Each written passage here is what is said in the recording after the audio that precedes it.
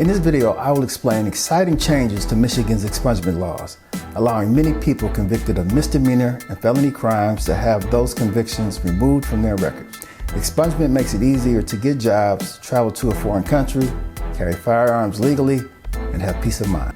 Step 1 is to get your official criminal history to see what your convictions are. Check your public criminal history at the Michigan State Police's Internet Criminal History Access Tool, otherwise known as iChat. Step 2, count your convictions. The good news is that now you can expunge up to 3 felonies and unlimited misdemeanors in the same application.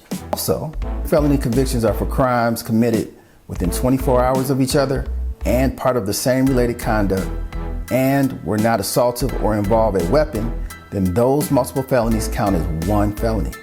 For example, you were convicted of stealing a car and eluding police within hours of that theft. That would be counted as one felony because the felonies occur within 24 hours of each other and are part of the same related conduct and are not assaultive crimes. Step 3, determining the waiting period. Before any expungement, you have to wait 3, 5, or 7 years after you complete any sentence before you start counting the 3, 5, or 7 years.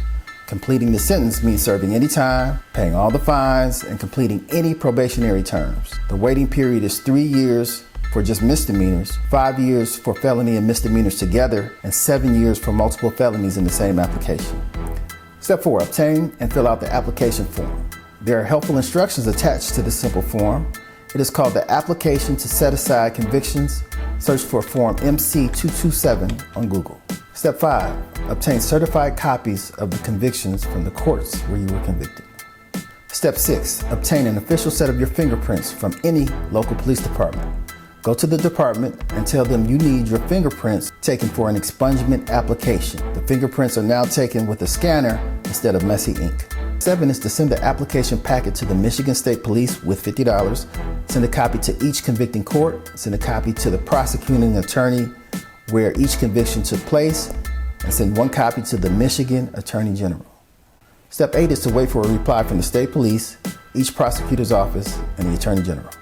Step 9 is to obtain a hearing date from the court clerk. When you go to court or appear by Zoom, make sure you present yourself in appropriate business attire. Be prepared to explain to the court what you have been doing with your life since the conviction. For example, school, employment, your family life, church and volunteer activities, etc. Do not attempt to justify or minimize the alleged crimes you committed unless specifically asked to do so by the court.